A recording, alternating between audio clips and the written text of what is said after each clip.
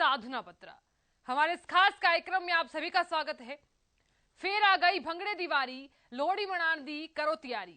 आगदे कोल सारे आओ, सुंदर मुंदरिये जोर नाल गाओ। सुंदरिये मुंदरिये हो, तेरा कौन विचारा हो, दुल्ला भट्टी वाला हो। शेर शक्कर पाई हो, कुड़ी दा लाल पटाखा हो। सानू दे दो लोहड़ी, तोड़ी जीवे जोड़ी। सानू दे दो लोहड़ी, तोड़ी जीवे जोड़ी। लोहड़ी दी सारियां नू लख लख बधाई। लोहड़ी पर भगवान सूर्य देव और अग्नि की विशेष पूजा की जाती है और लाख बधाइयों के साथ साथ आज हम इस खास प्रोग्राम को शुरू कर रहे हैं, जिसमें खास मेहमान हमारे साथ जुड़ेंगे और आपको बताएंगे कि लोहड़ी का त्योहार क्यों मनाया जाता है, इसके पीछे की पौराणिक मान्यता क्या है। तो हमारे साथ खास मेहमान पंडित आचार्य धनंजय नाथ तिवारी जुड़ गए हैं। पंडित जी, बहुत स्वागत आपका। धन्यवाद, नमस्कार जी। पंडित जी नमस्कार। पंडित जी, तमाम दर्शकों को बताइए कि लोहड़ी का त्योहार क्यों मनाया जाता है, इसके पीछे की मान्यता क्या है। जी, जो अभी आपने कार्यक्रम के आरंभ जो बात कही, मैं यहीं से मैं भी आरंभ करता हूँ। आपने अभी आरंभ में एक नाम का जिक्र किया, दुल्ला भट्टी। ये जो नाम है ये इतिहास में अमर है। ये एक ऐसे जातक का नाम है, ये एक ऐसे ऐतिहासिक व्यक्ति का नाम है। उन्हीं के कारण आज हम लोहड़ी नाम के पर्व त्योहार को मनाते हैं। सबसे पहले तो आप सभी दर्शकों को मैं इसकी मंगल कामनाएं देता हूं और ये दुल्ला भट्टी जी की ही देन है कि आज हम लोग खुशहाली के साथ इस त्योहार को मना रहे हैं। बिल्कुल। इन्होंने एक समय था, पंजाब क्योंकि बहुत बड़ा प्रांत रहा है, भारत के सबसे बड़े प्रांतों में पंजाब का, मध्य प्रदेश का, उत्तर प्रदेश का जिक्र समय से होता रहा है। और सबसे बड़ी आजीविका का जो आधार रहा है हमारे देश का, वो कृषि कार्य रहा है। गुरु नानक जी की विशिष्ट कृपा पंजाब प्रांत पर रही। गुरु नानक जी के आदेश से ही दुल्ला भट्टी जी सदैव महिलाओं के संरक्षण की बात करते। एक समय में मुगलों का बड़ा आतंक रहा और मुगलों ने महिलाओं के साथ तमाम प्रकार की क्रूरता की। दुल्ला भट्टी जी ने महिलाओं के जीवन को बचाया था मुगलों के आतंक से। और दुल्ला भट्टी जी से ही, जैसे नाम में आपने कार्यक्रम का आरंभ किया, हालांकि आपने पंजाबी भाषा का जिक्र किया, मैं चूंकि उत्तर प्रदेश से हूँ, लखनऊ से हूँ, तो बहुत ज्यादा मुझे पंजाबी नहीं आती, लेकिन हम सभी लोग इस विषय को समझते हैं कि पंजाब प्रांत में दुल्ला भट्टी जी को कौन नहीं जानता, पूरी दुनिया में लोग जानते हैं। दुल्ला भट्टी जी ने ही महिलाओं के जीवन को संरक्षित किया था और मुगलों के आतंक से बचाया था। और जब हम लोहड़ी का जिक्र करते हैं, इस समय में जब ये घटना घटी थी, ठीक उसी समय सूर्य देव की संक्रांति का ज्योतिषी उत्सव मनाया जाता है। और ये एक सौभाग्य है कि जब मकर संक्रांति होती है, ठीक उसके एक दिन पहले तो इस बार भी ये भ्रम है सबको कि मकर संक्रांति 15 तारीख को मनाई जाएगी, तो क्या लोहड़ी 14 को मनाई जाएगी। कई जगहों पर यह भी भ्रम है कि 13 को मनाए कि 14 को मनाए। आप सभी जातकों को मैं कहता हूं कि कई ऐसे पर्व, कई ऐसे त्योहार होते हैं जिनको लग्न, नक्षत्र, मुहूर्त के आधार पर नहीं मनाते, इतिहास के आधार पर मनाते हैं, प्रेम, भक्ति, भावना के आधार पर मनाते हैं। और ये चूंकि ऐसा त्योहार है कि गुरु नानक जी कहते थे कि अपने मन को, हृदय को, मस्तिष्क को आप खेती की तरह, किसान की तरह आप ध्यान में लीजिए। आपके अंदर जितनी भी नकारात्मकताएं हैं उन सबको हटा दीजिए। और जिस प्रकार से एक किसान अपने फसल की देखभाल करता है, ठीक उसी प्रकार से अपने चरित्र की देखभाल करिए। अपने मन के अंदर किसी प्रकार का कोई भी नकारात्मक भाव बता दीजिए और ठीक उसी प्रकार से अपनी देखभाल करिए जैसे किसान खेती की करता है। और गुरु नानक जी की विशिष्ट कृपा दुल्ला भट्टी जी पर रही है। और लोहड़ी पर्व इसी क्रम में, जैसा कि आपने बताया, सूर्य देवता को अर्घ दे करके तिल से, गुड़ से, बादाम से, अलग अलग प्रकार की सामग्रियों से अर्घ दे करके प्रसाद स्वरूप एक दूसरे को भोजन करा करके, भोज्य करा करके, वितरित करके खूब धूमधाम से नाच कर गा कर उत्सव मनाकर, क्योंकि जो रबी फसल होती है, फसल की जो खुशहाली होती है किसान के जीवन में, जब फसल लहलहाती है तो किसान प्रसन्न हो जाता है। किसान को ये लगता है कि उसके जीवन का एक बहुत बड़ा परिश्रम सफल हो गया, और उसी क्रम में इस त्योहार को मनाया जाता है।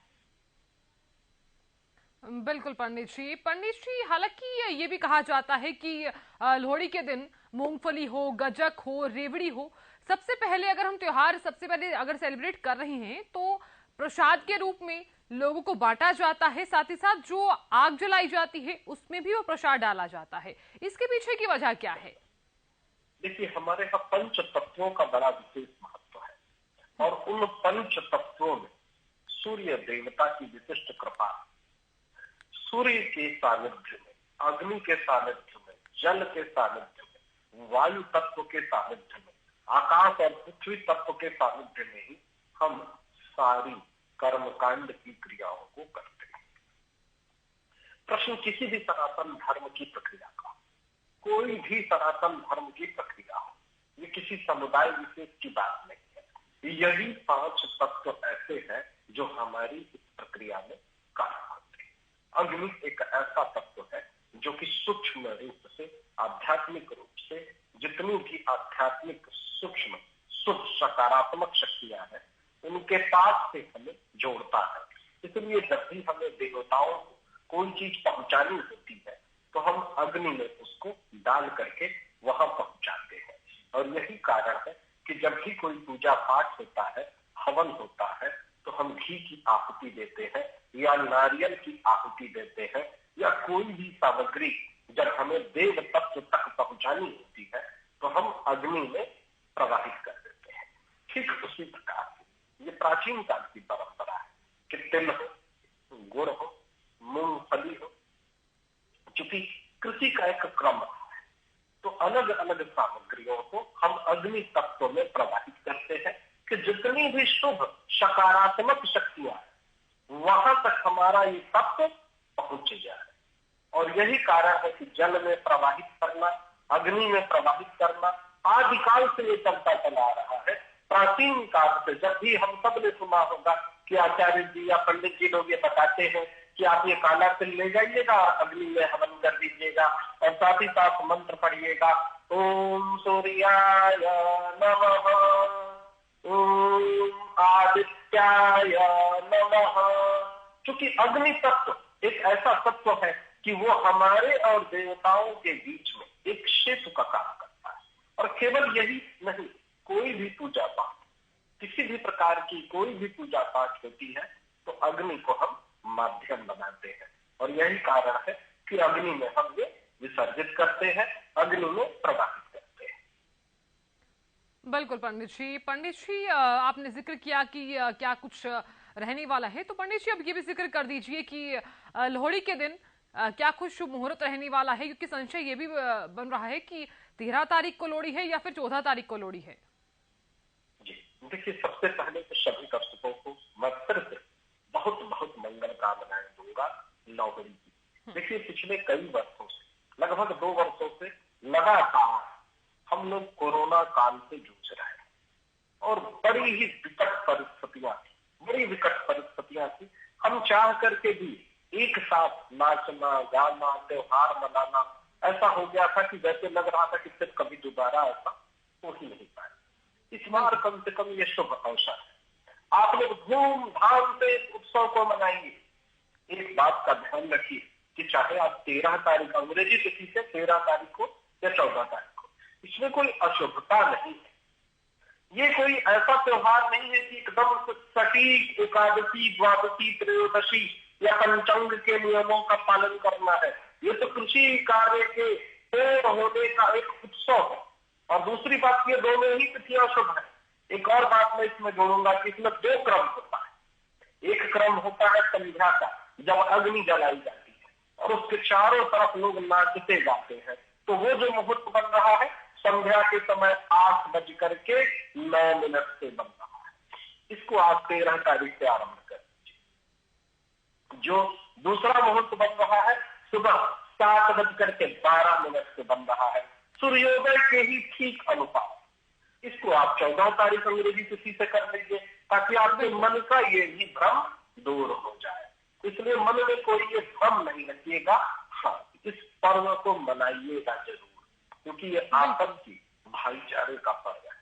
ये एक ऐसा पर्व है कि जिसमें आप केवल उत्सव नहीं मनाते, आप अपनी द्वारा किए गए स्वयं के कर्मों का आकलन करते हैं, स्वयं की अपने चित्त की शुद्धि करते हैं, एक दूसरे को बधाई देते हैं और उत्सव का क्रम आरंभ हो जाता है। नए वर्ष को, जिसको हम अंग्रेजी नया वर्ष कहते हैं, और अंग्रेजी तिथियों से जो हमारी जीवन शैली चल रही है, उसमें एक पहला ऐसा त्योहार है जो हमारे कृषि प्रधान देश में कृषि कार्यों के लिए मनाया जाता है। प्रश्न केवल लोहड़ी का नहीं है, कृषि कार्य के लिए यदि कोई एक उत्सव मनाया जाता है तो इसी उत्सव का जिक्र हम लोग हमारी जुबान पर सबसे पहले आएगा, जो कि केवल और केवल किसानी से जुड़ी हुई है, खेतीहर किसान लोगों से जुड़ी हुई है। और ये इकलौता ऐसा त्योहार है जो पूरी दुनिया में नाचने गाने उत्सव मनाने के लिए मशहूर है।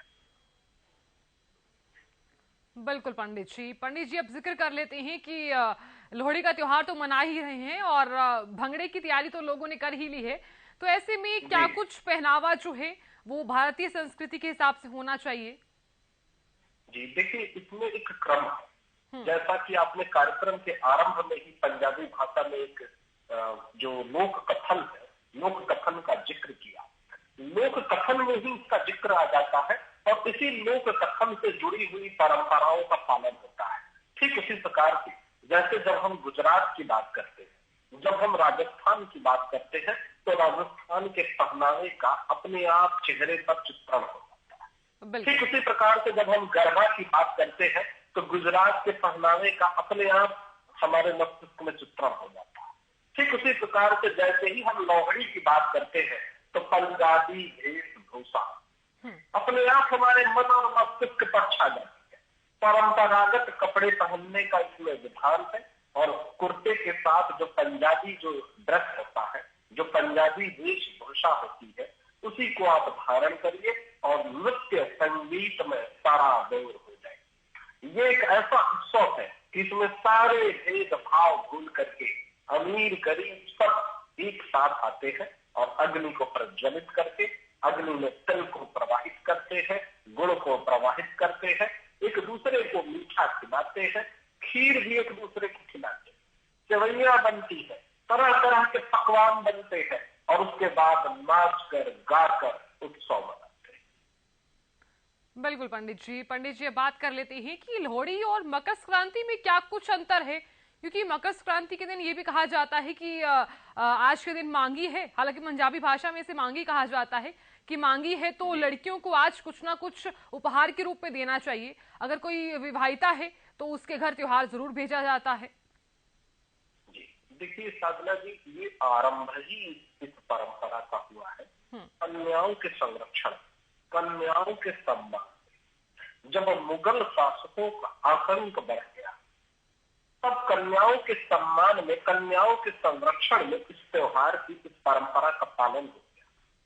और वैसे भी हमारा जो सनातन धर्म, हमारे जितने शास्त्र हैं, ये हमेशा से कन्याओं के सम्मान में। ज्योतिष शास्त्र भी कहता है यदि आपकी जन्म कुंडली में बुध ग्रह खराब है तो अपनी बहन, बुआ, यहाँ तक कि शादी तक का सम्मान करें।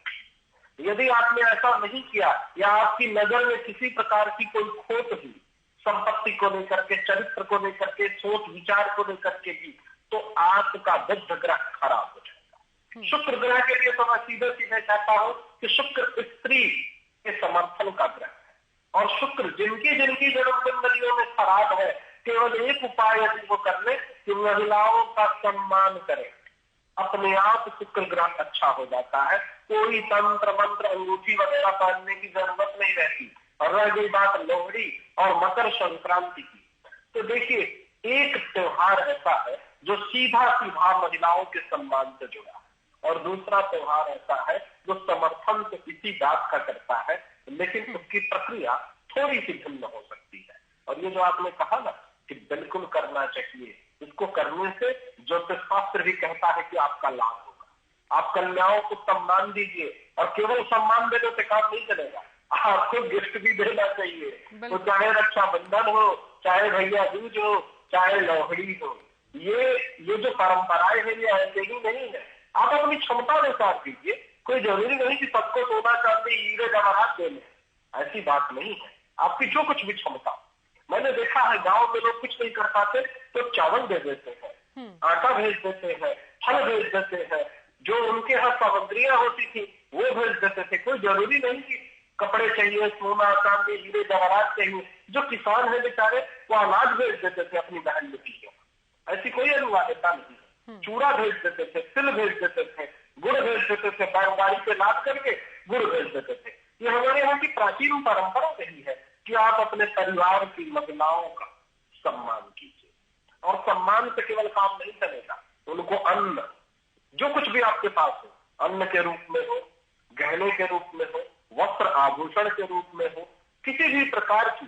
जो कुछ भी आपकी क्षमता हो, आप उनको जरूर उपहार के रूप में दीजिए। बिल्कुल पंडित जी।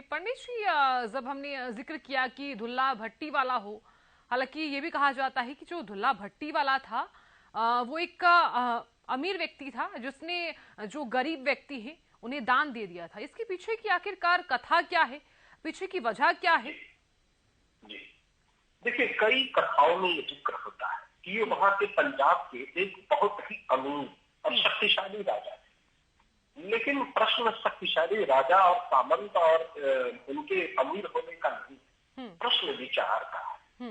वो चाहे महाराजा विक्रमादित्य हो, या महाराणा प्रताप हो, या फिर सम्राट अशोक हो, जिन जिन जातकों ने धर्म का संरक्षण किया इतिहास में वही अमर है।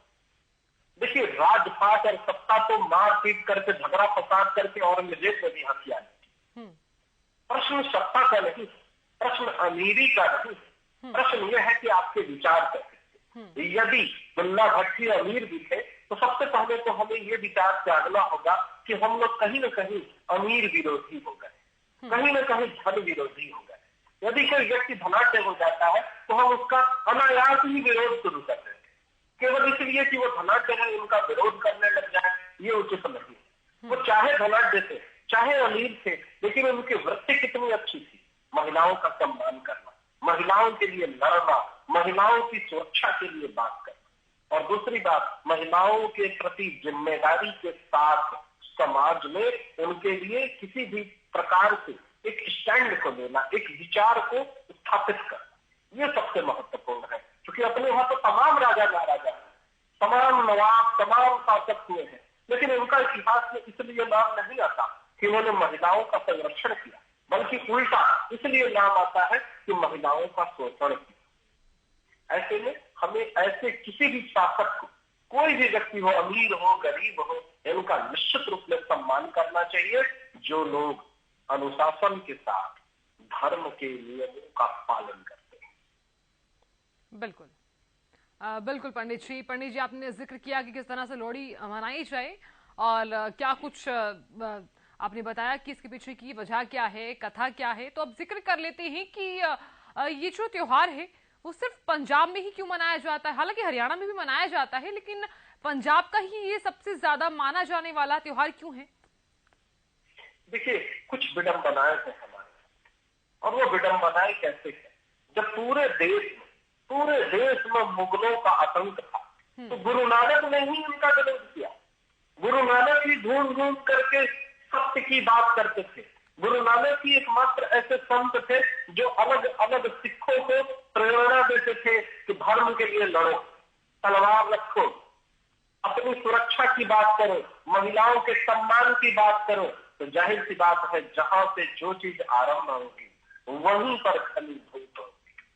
अब ऐसे कोई पूछे कि जिस समय आजादी की लड़ाई लड़ी जा रही थी तो उस समय भारत की आबादी क्या होगी, 15 करोड़, 20 करोड़, 30 करोड़? तो क्या 30 करोड़ लोगों में केवल भगत सिंह को पड़ी थी कि 23 साल का नौजवान जाकर के बम और गोली की लड़ाई लड़ रहा है और किसी को कोई दिक्कत नहीं थी?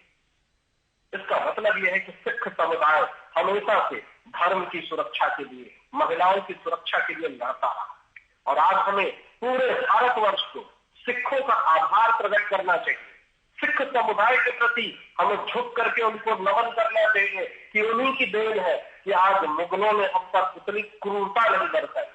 यदि महाराणा प्रताप हो या गुरु नानक हो या गुरु तेग बहादुर हो या उनके परिवार के लोगों ने बलिदान न दिया होता तो आज हम इस लायक नहीं रहते कि न लोहड़ी मना पाते और न मकर संक्रांति मना पाते। बिल्कुल, आपने जिक्र किया कि एक बलिदान ही दिया गया था जिसकी वजह से हम लोहड़ी का त्योहार जो है वो अच्छे से सेलिब्रेट कर पा रहे हैं। तो पंडित जी, अंत में ये भी जिक्र कर लेते हैं कि लोहड़ी का त्योहार तो हम मना ही रहे हैं, तो साथ ही साथ जिनकी नई शादी हुई होती है या फिर जिनके घर में बच्चा होता है, न्यू बॉर्न होता है, उन्हें किस तरह से लोहड़ी मनानी चाहिए? देखिए, सबसे पहले तो खूब साज सज्जा श्रृंगार के साथ, क्योंकि ये खुशहाली का त्योहार है, ये पूर्णता का त्योहार है, इसमें कोई अभाव नहीं रहना चाहिए। जो कुछ भी आपकी क्षमता, खूब सुंदर से साज सज्जा श्रृंगार, घर को भी साफ सफाई से सजावट के साथ श्रृंगार के साथ, और उसके बाद उत्सव में शामिल होइए। सबसे पहले अपने इष्ट देवता का आवाहन करिए, अपने घर के देवता का आवाहन करिए, सूर्य देवता का ध्यान करिए, अग्नि देवता का ध्यान करिए, अग्नि को प्रज्वलित करके उनको प्रणाम करिए। उसके बाद जो कुछ भी आपकी सामर्थ्य हो, गुड़ है, तिल है, उनकी आहुति अग्निदेव को समर्पित करके उत्सव मनाइए, नाचिए, गाइए, संगीत का आनंद लीजिए, एक दूसरे को उत्तम और श्रेष्ठ भोजन करें, त्योहार की परंपरा का आनंद लीजिए। बिल्कुल पंडित जी, आपने जिक्र किया कि लोहड़ी का त्योहार क्यों मनाया जाता है, इसके पीछे की वजह क्या है, और आपने ये भी बताया कि अब देखिए भंगड़े की बारी तो आ गई है और लोग जो है वो लोहड़ी का त्योहार काफी अच्छे से सेलिब्रेट भी कर रहे हैं। पंडित जी, बहुत शुक्रिया हमारे साथ जुड़ने के लिए और अपना बेशकीमती वक्त हमें देने के लिए और दर्शकों को बताने के लिए कि लोहड़ी का त्योहार किस तरह से मनाया जाए। लोहड़ी की बहुत सारी मंगलकामनाएं, बहुत बहुत मंगलकामनाएं। बिल्कुल पंडित जी, नमस्कार। नमस्ते। तो सुना आपने लोहड़ी की लाख लाख बधाइयां, यानी कि लोहड़ी दी लख लख बधाइयां तोहनू भी ते भंगड़े दी वारी ता आ ही गई है। तो फिलहाल देखिए, उम्मीद करते हैं कि आप भी लोहड़ी का त्योहार काफी अच्छे से सेलिब्रेट करेंगे। फिलहाल इसके साथ इतना ही, देखते रहिए हरियाणा न्यूज। नमस्कार।